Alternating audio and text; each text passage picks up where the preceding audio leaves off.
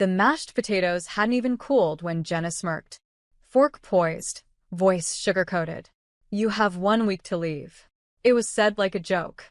A casual flick of power across roasted vegetables and linen napkins. My sister leaned back in her chair like a queen delivering exile. I looked around the table. Mom didn't flinch.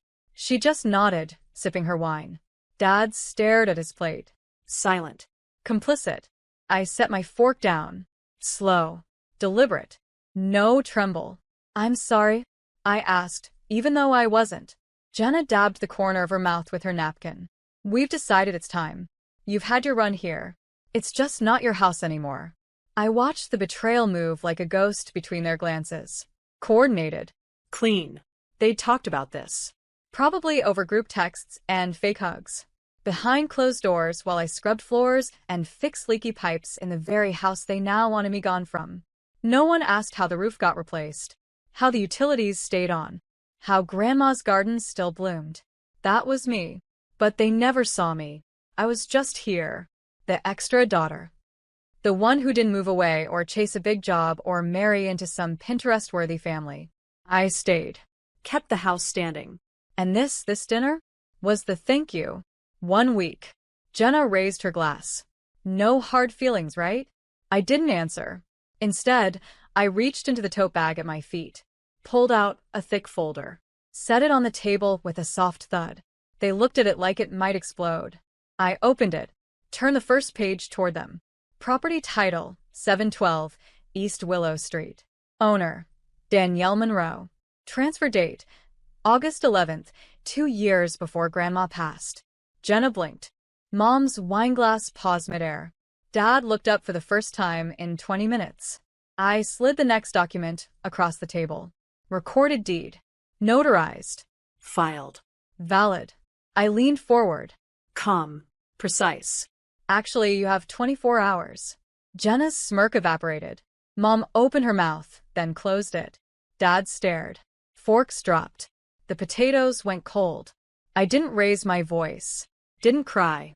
I just stood, smoothed my blouse, and said, "Dessert's in the fridge. Help yourselves. It's your last night here." I walked out of the dining room.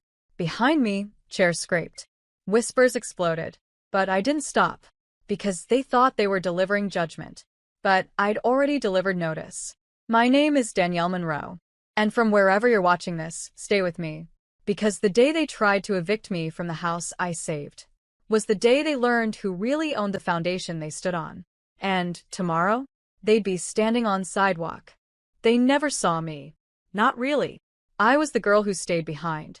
While Jenna graduated with a fancy degree and a perfectly filtered life, I was wiping counters in the same kitchen I grew up in, helping Grandma after her second fall, picking up groceries, covering bills when her pension ran short. When Dad lost his job, it was me who paid the electric. When Mom had her episode, it was me who sat by her bed with tea and silence. And when Grandma died, they all cried at the funeral. But I'm the one who cleaned her house while they sorted through her jewelry. I stayed. I painted the porch. I fixed the water heater. I cooked dinners in a home that didn't feel like mine because I was always told it wasn't. "You're just lucky we let you stay here," Mom used to say. As if I was a guest. As if Grandma didn't sit me down one rainy evening, 2 years before she passed, and say, "They'll circle like vultures when I'm gone. So, I'm giving you the deed now. Quietly. You're the only one who stayed. You earned this." She had her lawyer come to the house that same week. Signed the papers. Made it official. No drama. No announcement.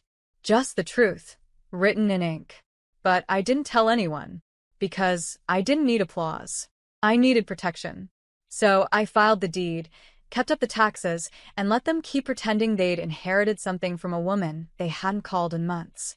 And when Jenna moved back in after her second divorce, I didn't say no. I gave her the guest room. Listened to her cry about alimony and designer handbags. Let her take the last muffin. Borrow my car. Mock my clothes. She called me a charity case. Said, "You still shop at clearance racks, huh?" I laughed it off. Because I was used to being the background character in her movie. But what she didn't know was that I was producing the set. When she started bringing Mom around more, I saw it coming. The whispers behind doors. The fake kindness. Then the family meeting. The dinner where they told me I had 1 week to leave. Like they were doing me a favor by warning me. Like I didn't have every receipt of what I paid to keep this house standing. Jenna was used to winning through charm. Mom was used to controlling through guilt. Dad, he was just used to disappearing. And me? I was the girl with the quiet voice and the iron spine. The one who watched, learned, documented. The one they thought would cry. But the thing is, you can't evict someone from their own house. Especially when she holds the title. And now, they were about to learn that the invisible heir was never a guest. She was the landlord, and rent was past due. It didn't happen overnight. No betrayal ever does. It starts in whispers, in glances exchanged when you enter a room, in accidental omissions, in the tightening of a smile that used to be real. The first sign? Jenna stopped contributing to groceries. Then to utilities. Things are tight right now, she'd say, while wearing a new watch. Mom started spending more nights at the house too. Said she just missed her girls. What she really missed? Control. She started rearranging things, kitchen shelves, photos, routines. One day, I found Grandma's quilt folded and shoved in the attic. She would have wanted a cleaner look, Mom said. Then came the visits from that real estate agent. At first, Jenna pretended she didn't know him. Oh, he's just a friend. Wanted to see the place. But I saw the tape measure. The way he took notes. The way they called the house a transitional space. That was their plan. To transition me out. They figured they could wear me down. Pretend it was a family decision. For everyone's future. I'd been through this with them before. When Dad sold off Grandma's car behind her back. When Mom borrowed her medical money and forgot to pay it back. When Jenna promised to care for Grandma after surgery and never showed up. They always came back when it was convenient, when there was something left to take. So I waited, watched, smiled through dinner even when it tasted like manipulation. And then, they pushed. Jenna brought it up at the table like she was offering me a deal. You can take the little apartment over on 5th. We'll help you set up. We. Like they were a unit now. I set my glass down. I live here, I said plainly. Jenna blinked. You've been here. Doesn't mean it's yours. Mom nodded slowly. We just think you'd be happier somewhere smaller. Less burden. I looked at Dad. He didn't even meet my eyes. That's when I knew it was already decided. They were going to claim the house. Sell it maybe. Or move in and hand me a deadline. They didn't expect a fight. I was too quiet. Too agreeable. I was the one who always stepped aside. But not this time. I stood up. Went to my room. Pulled out the folder I'd been saving for 2 years. The deed. The notarized paperwork. The tax receipts. The upgrade contracts in my name. I didn't storm back into the dining room. I returned calmly. Sat down. Let Jenna finish her wine. And then, I opened the folder. Their plan was clean. But mine was signed, sealed, and legal. They thought I was still the extra daughter. But they forgot. I was the one who stayed. The one Grandma chose. And that house was already mine. They just hadn't gotten the memo. Yet. I didn't raise my voice. Didn't scream. Didn't cry. That would have made it easier for them to write me off as emotional, irrational, unstable. No, I used something much colder. Paper. Danielle, what is this? Jenna asked, staring at the deed like it had grown fangs. Her voice had dropped an octave. The smirk was gone. Mom leaned forward. You filed this? I turned the page slowly. Transfer of ownership. Danielle Monroe. Grantor. Margaret Monroe. Witnessed. Notarized. Filed with the county clerk. Grandma had been precise. She didn't believe in half measures. She told me, when you do something, do it with paperwork. Words fade. Signatures stay. I slid the next form across the table. Record of tax payments. Property ID 113-046B. Every payment since the transfer? Made by me. Utilities? My name. Repairs? My card. Jenna started to say something, but I raised my hand, gently. There's one more. I pulled out a manila envelope. Inside, a formal notice to vacate. Occupants without legal right or lease must vacate within 24 hours or be subject to legal removal. Jenna blinked like she'd been slapped. You're evicting us? No, I said quietly. I'm asking you to leave something that was never yours. But you didn't tell us. I didn't owe you an explanation, I replied. This house has stood on my shoulders for 10 years. I was just keeping it warm, until you all tried to burn it down. Mom looked pale. Dad finally spoke. Sweetheart, let's not make this permanent. I turned to him slowly. You made it permanent the second you watched them dismantle my place at this table and said nothing. The silence was louder than any yelling could have been. They stared at the papers like they couldn't read English. But they knew exactly what they meant. Jenna stood abruptly. This isn't over. I leaned back in my chair. It is for you. She opened her mouth, probably to throw some insult she learned from a Real Housewives episode. I stood too. Calm. Certain. I've already contacted the sheriff's office. If you're not gone by tomorrow at noon, I'll have the locks changed and your things moved to the curb. Mom looked horrified. You're throwing out your family? I met her gaze. No. You did. The minute you tried to erase me from a home I bled to protect. They walked out together, stunned and seething. And when the front door slammed, I exhaled. I stood in the middle of Grandma's living room, the one she crocheted in, the one I vacuumed every week, and I felt something I hadn't felt in years. Belonging. Not granted. Claimed. I didn't sleep that night. I cleaned. Deep cleaned. Lit candles. Played Grandma's favorite records. And when the sun rose, I sat on the porch, coffee in hand, deed on the table beside me. Because I wasn't going anywhere. And they had 24 hours. They didn't believe I'd do it. Not really. Not Jenna, who always got her way with tantrums dressed as monologues. Not Mom, who could cry guilt like a faucet. Not Dad, whose silence they mistook for diplomacy. But at 8 a.m. sharp, the locksmith arrived. He was early. I'm not changing the locks just yet, I said, sipping my coffee. They've got until noon. He nodded. You want me to wait in the truck? No, I said with a smile. You're my insurance policy. Park out front. At 8:23 a.m., Jenna showed up. Hair in a bun. Sunglasses on. Phone pressed to her ear like a weapon.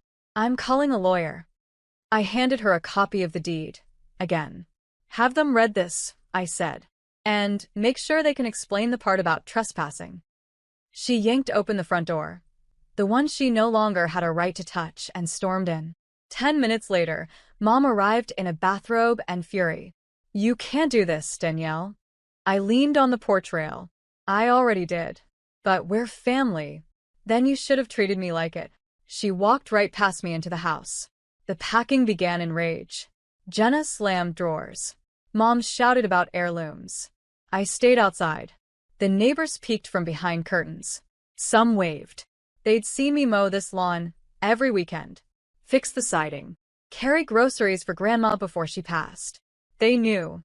At 10:41 a.m., Dad showed up. Alone. Quiet. He walked up the steps, didn't say anything for a while. Then, you really filed all that paperwork? I nodded. She gave it to me 2 years before she died, I said. Said she knew they'd try this. He sighed. She always did trust you more. Then why didn't you? He didn't answer. Just looked down at his shoes. I handed him a box of his old records from the den. Noon, I said. Not 1 minute after. He nodded. Didn't argue. At 11:58 a.m., they were all outside. Boxes stacked. Rage brewing. Mom tried once more.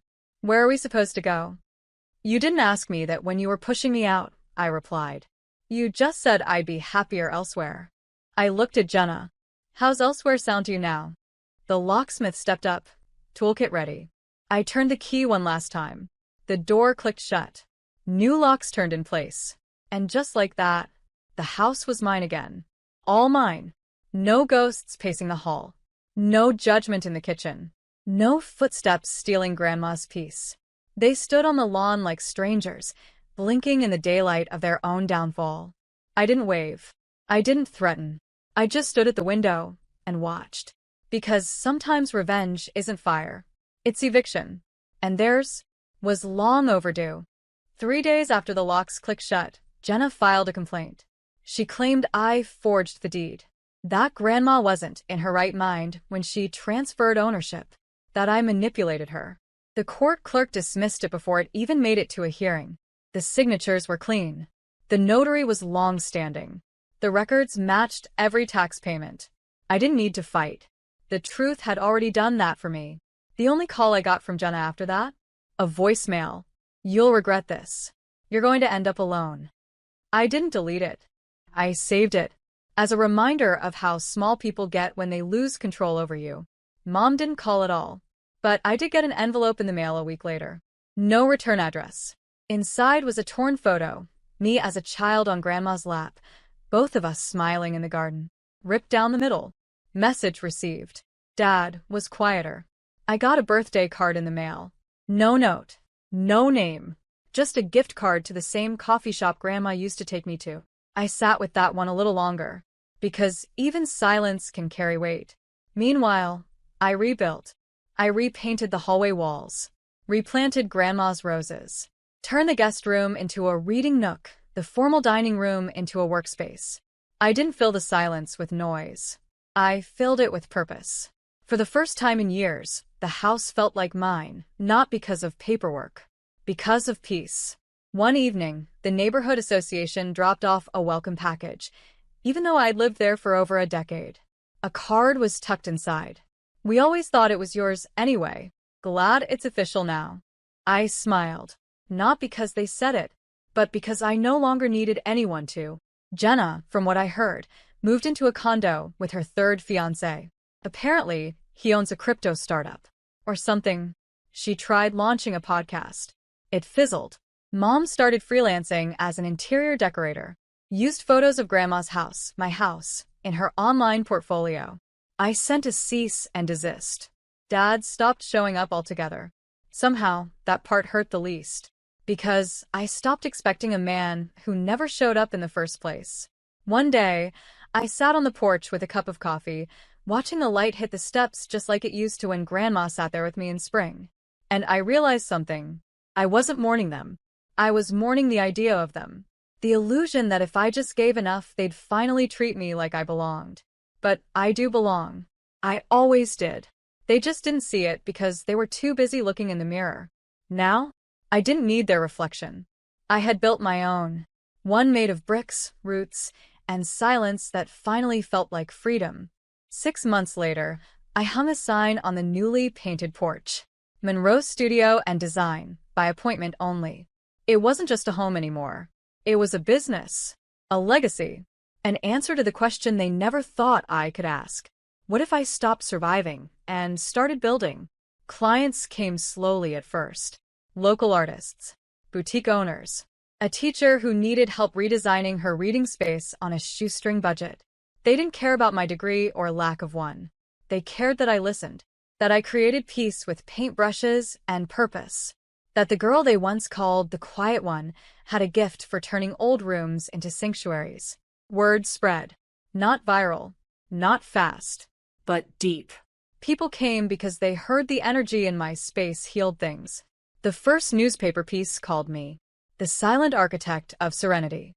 Another headline read, "She lost her family and found her foundation." I didn't give interviews. I didn't need to.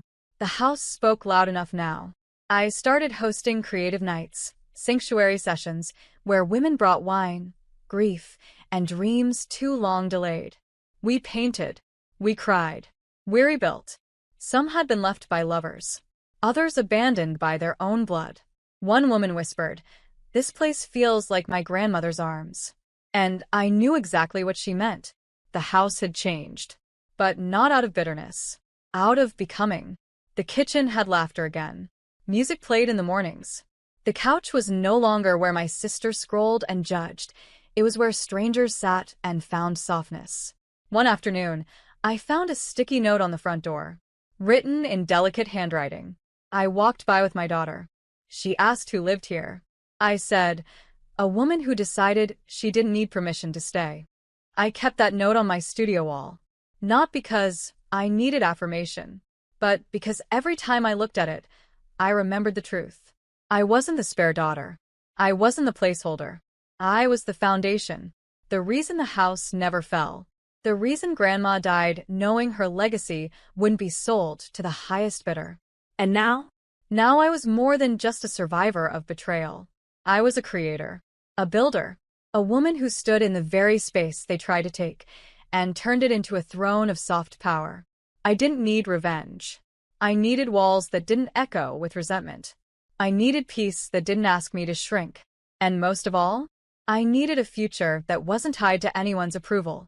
So I built one brushstroke at a time, one contract at a time, one memory overwritten by something better. And in the middle of it all, me. The daughter they forgot, the woman they underestimated. Now the name on every deed, every receipt, every doorbell chime. Monroe. Not just a last name. A rebirth. It was a rainy Thursday afternoon when I heard the knock. 3 soft raps. Not urgent. Not angry. Just tired. I opened the door slowly, half expecting a delivery, maybe a neighbor. But there she stood. Jenna. Hair soaked, hoodie pulled tight. No makeup. No heels. No attitude. Just a shadow of the girl who once sat at my dinner table and told me, "You have 1 week to leave." She didn't speak right away. Neither did I. Her eyes scanned the porch, the new sign, the fresh paint, the potted lavender Grandma always loved. Then, softly, "It's beautiful." I stepped aside, but didn't invite her in. She got the message. She stood under the awning, dripping. "I lost the apartment," she said. "The crypto guy? Turns out charm doesn't pay rent." I said nothing. She exhaled. "I was awful to you." Still, I said nothing. I don't even remember why I hated you so much. Maybe because you made staying look stronger than leaving. That one stung. Because it was true. "Mom's been staying with me," she added. "She won't say it, but she misses you. Dad moved in with a cousin. No one talks much anymore." The family fell apart after I left? No. They just finally noticed the glue was gone. I came to ask, her voice cracked. "If there's a way back. For me." I looked her dead in the eye. Calm. Clear. No. She blinked. "Danielle. You said I'd regret this. That I'd end up alone. But I've never been more surrounded by peace. By people who see me. Who pay. Who stay." A tear slipped down her cheek. "I was just scared," she whispered. I nodded. "So was I. And I still chose to be kind. You chose to conquer." She dropped her gaze. I reached behind the door, pulled out a small box. Inside, her old journals, a few earrings, a photo of her and Grandma I found behind the dresser. "I figured you might come eventually." She took the box with shaking hands. "I'm sorry." "I believe you," I said. "But I also remember you." She nodded, stepped back. Then, just before turning away, she said, "You were always the strong one." We just didn't want to see it. I closed the door without a word. Not because I hated her. Because I didn't need her anymore. Not for love. Not for approval. Not even for closure. I stood in my entryway, listening to the soft patter of rain against the windows. Then walked to my studio, lit a candle, picked up a brush, and painted a single line down a blank canvas. The beginning of something new. Because this was the end. Not of the house, but of the hold they had on me. They thought they were cutting me off, that they could evict me from a life they barely understood. But they didn't realize. I was the deed. I was the foundation. I was the key. And now? The door only opens for peace.